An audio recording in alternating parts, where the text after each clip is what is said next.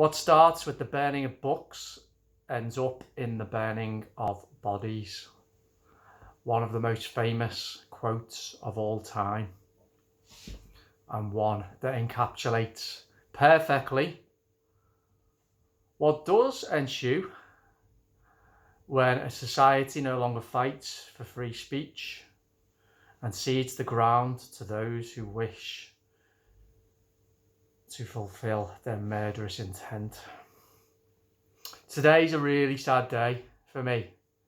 I feel sad, depressed, angry, disappointed, but most of all, terrified. And I'll tell you why. I feel like getting pissed actually, but I'm not. This is alcohol free. I'm not drinking at the moment, and I'm not going to let the bastards get me down. They can't win, as tough as this is. So, for the last 18 months or so, I've been writing a book. And this book has brought out the real essence of me, has helped me to understand myself and my place in the world. It's been my attempt to critically evaluate the rapidly emerging societies, the rapidly changing societies in the West, and make sense of the individual's place in it. Ask the question of what is the concept of the individual in a world that is trending more and more towards dangerous groupthink and censorship, and how can we as individuals engender a positive change in society. It also aims to ask the question, who's winning the battle between ideas and ideology? And depending on the answer to that question, what are the dangers that lie ahead? So this is what the book is about. And I've written about 80% of it, so I did some research to try and find a book publisher that I could work with. And I found one, and I will name check them. They're called UK Book Publishing. They had good reviews. I like the idea that they were an independent small business that I thought it'd be good to work with an independent, and spoke to them, and they were very nice. Taught me through everything and asked me to send the manuscript, which I duly did. I think it stands at about 20,000 words, something like that, 27,000 words at the moment. And then I got a reply today saying that, my heart sank, saying that they like the book, the contents, the writing's good and coherent, but due to bearing in mind the current circumstances, my book's not suitable for publication. You know, that kind of sentence chilled my blood, and also raised a number of important questions I needed answering. So I rung them and I spoke to the lady who'd sent me the email, who had previously spoke to, had been very nice. And I give you 3 guesses. Although you won't need 3, you'll only need 1. The reason why my book can't be published is got 5 words and it begins with C. So have a guess what that is. It is the start and end point for absolutely everything at the moment in this world. So I said I fail to understand how a disease that is being talked about in the media and is on everyone's lips has anything to do with the decision not to publish my book. So I would appreciate a bit more context and background and explanation, because I'm a potential customer who's specifically chosen you and was willing to spend thousands of pounds. So I think I deserve an explanation.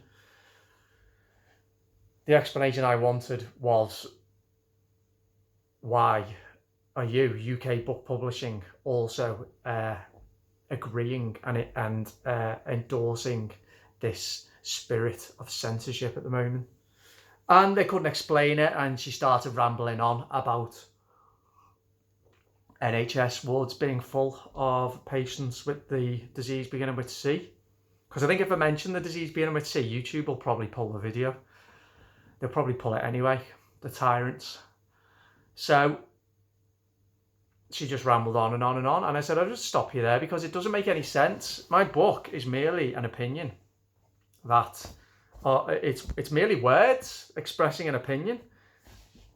At no point in the book do I challenge any of the guidelines relating to the thing beginning with C. What I do is aim to analyse society's response, how we as societies and individuals within the society have responded in the last year, and what that demonstrates and illustrates and shows about who we are. That's what the book is about. And I tried to explain that to the lady, and she wouldn't answer me.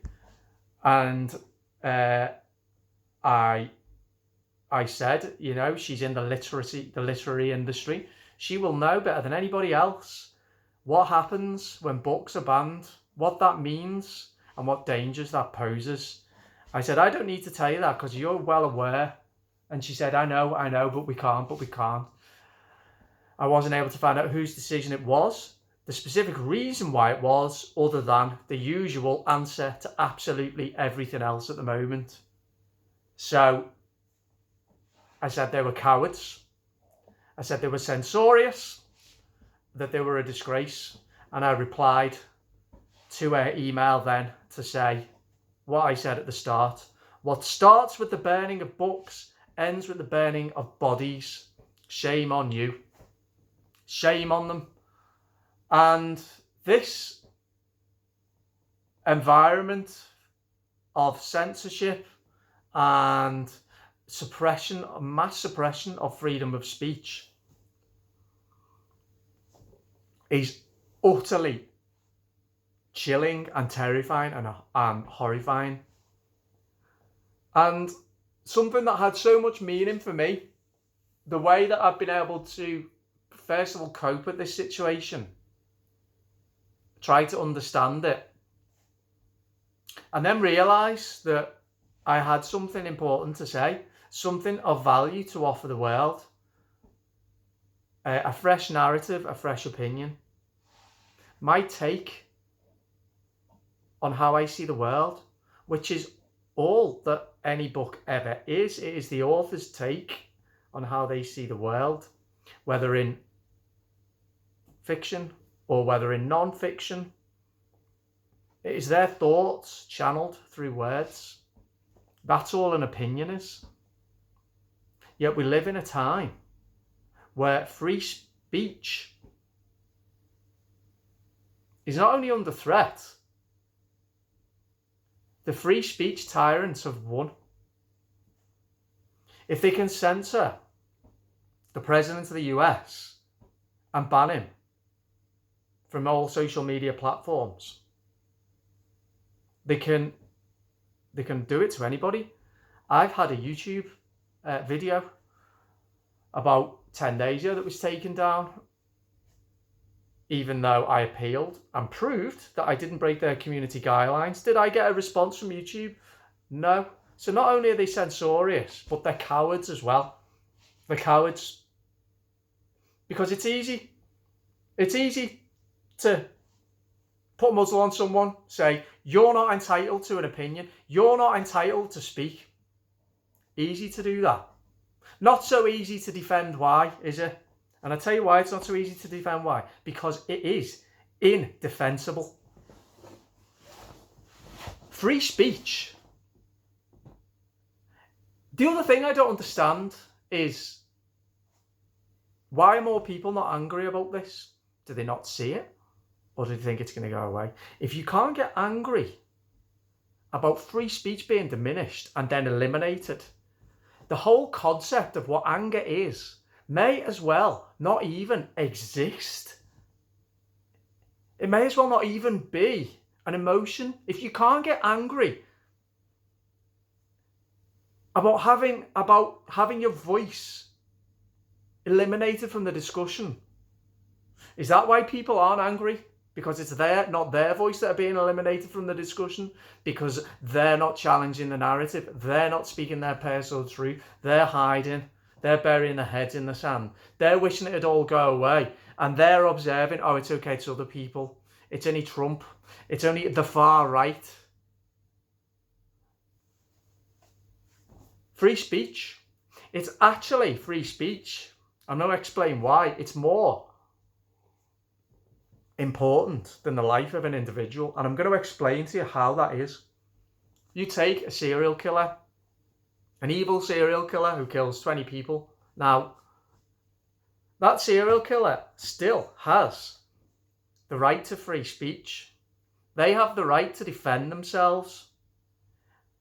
Even if they admit they're guilty, they have the right to express. They have the right to express words in court. They have the right to elucidate an opinion. And before the law would dictate that they're jailed or they're given the death penalty, whatever. The reason why that is, the reason why everybody, no matter who they are, no matter what good or bad they do, the reason why everybody has to have the same right to free speech, the reason why free speech is for everyone or it's for nobody, is because once free speech is no longer, then you don't just have the death of one person, you ultimately have the death of millions of people, as history shows. Free speech, censorship, clamping down on free speech and censorship, that's where it ends up. Mass murder and genocide. It's the only logical place that it can end up.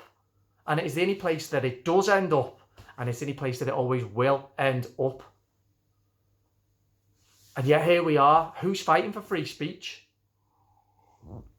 I am sick to fucking death now of... It feels like being stuck in the middle of the Pacific Ocean on a lifeboat. Or no, not even on a lifeboat. Swimming against the tide all the time. Simply just for having an opinion. For speaking personal truth. For challenging the narrative.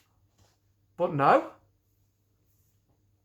You see, Parler is the latest now. Latest platform. So many people now. So many people have had their voices eliminated from public discussion. So many people, including me. Parler is the latest to go. Of course, it's easy to dismiss people that we don't agree with as far right. People would dismiss me as far right, and I am not.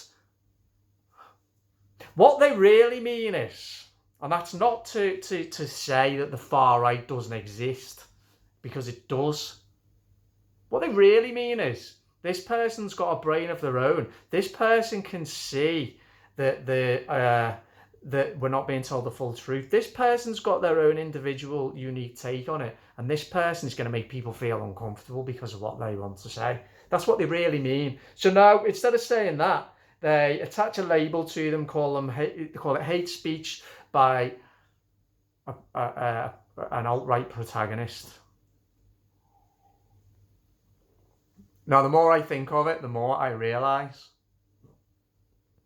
the terrible, malignant, repugnant, murderous lie that is being told this past year. And I have once again changed my mind on the US election. I'll tell you what's the biggest giveaway for me. That all is not as it seems. It's the level of propaganda and it's the level of censorship. The propaganda is overwhelming, omnipresent, 24 hours a day, 7 days a week for the past 11 months now across all platforms, TV, radio, internet, shops, all businesses, advertisers. It never, ever stops. Ever. Now, even if we were fighting a war, say a traditional war with the enemy, they wouldn't need this level of propaganda. There would be propaganda, there always is in war. But they wouldn't need this level of propaganda. They wouldn't need to do it. Ask yourself, why is it for the challenge that we currently face in terms of the disease beginning with C, which, contrary to seemingly what so many people think, is a very, very, very small scale minor threat compared to the threats faced by mankind in previous generations, just with regard to disease. I'm talking about smallpox, Spanish flu, the Black Death, polio, we go on and on and on. Why would they need this level of propaganda? Is it to impart information? Or is it to control? Similarly with the US election, why is anybody, not just Donald Trump himself, anybody who is wanting to comment on the events of last week or on the actual election itself and the alleged electoral fraud, if it wasn't for the fact that every single dissenting voice is being banned from discussion, I wouldn't be suspicious. That's what makes me suspicious, and it's what's made me suspicious about the disease being able to see. For a long, long time now. Yeah, what are people doing? I did a video a few days ago. Middle class lifestyles must be preserved at all cost. Where is the anger? Where is the questioning? I keep asking the same questions. Where is the courage? And where is the personal truth? I am sick to death of hearing people spouting media soundbites, government slogans, stay safe. We've got to do as we're told. What's your story? What do you think about this? Sod what the media are telling you. Sod what your TV's telling you. What do you think? Use your brain. But there lies the big problem. I think what this reveals, our society's response to this, what it reveals fundamentally is a failed education system since the Second World War. Because seemingly, particularly the older generation actually, don't seem to possess the ability to question, the ability to be able to think for themselves. It's stunning. It's I understand where it may be, because that generation maybe, I've remarked on this before, not really faced any existential threats to free speech, to democracy, let alone anything, anything tangible like a war or anything like that. And I think there's a bit of a naivety that's crept in there as well. This belief that the government actually does want to protect them, does want to look out for them, and the media are telling them the truth. But there's a hell of a lot of people who aren't asking questions, or it's too uncomfortable for them to ask questions, so they just don't bother. And as I've remarked on before, a lot of people who have asked questions, know something's up, but don't have the courage then to follow through on the convictions. In the meantime, all this, they can see it's happening. They can see the censorship. They can see the clamping down on protests. They can see the arrests for people just having an opinion. And they won't do anything. What does that show about them?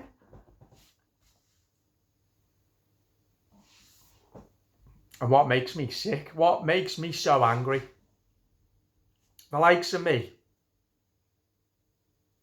and others who come on platforms like this and do videos like this, or the brave, vanishingly few doctors and nurses in the NHS or journalists who will come out and say, no, actually, you need to know this. This information is being suppressed.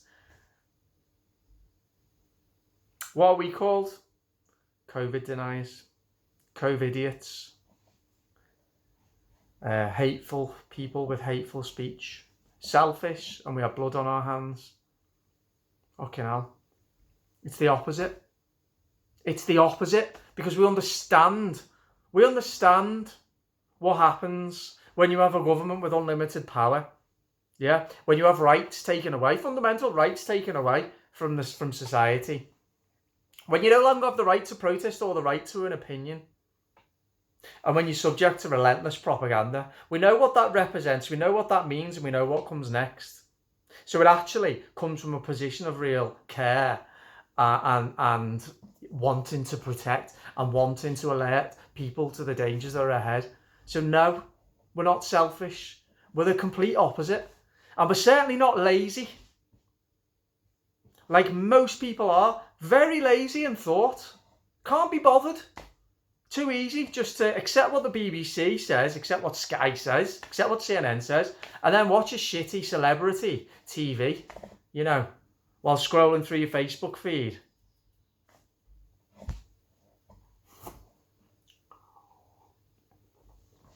All the time, society becomes more and more and more depraved.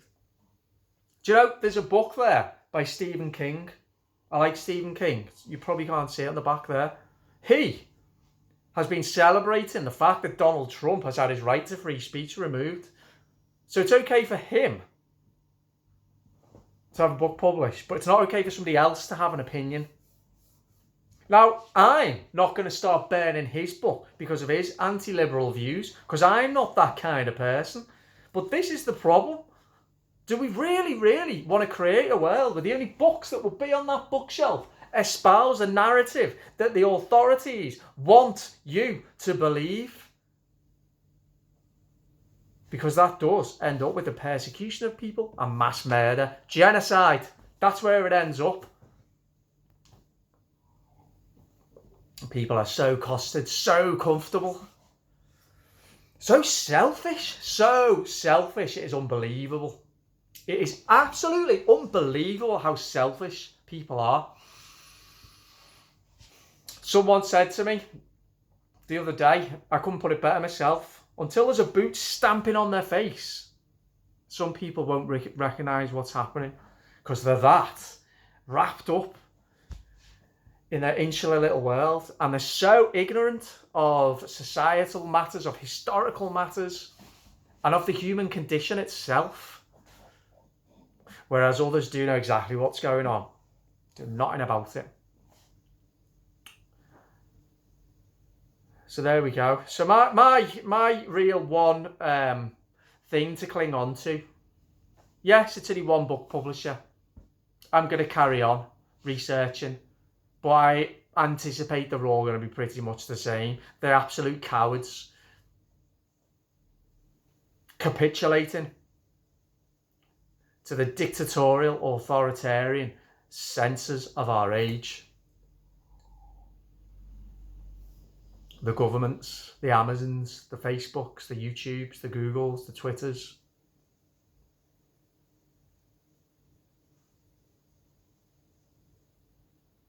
It was always said the best test of how democratic a society is the town square test. Can you go to your local town square and shout whatever you want? Can you go there and criticise the ruling party, criticise the government? If yes, you live in a democracy. If no, you don't. Now, okay, I could go by myself and do that, and I probably wouldn't get arrested. But if I went with 2 other people, so 3 of us, I would. Now, I think the modern equivalent of the town square test, there's a new space now where people exchange views, a new space where conversation takes place, and that is online. And it is on platforms such as Facebook, YouTube, Twitter, to where people get their information and they want to have conversation. That is the new space, excuse me, to exchange opinion.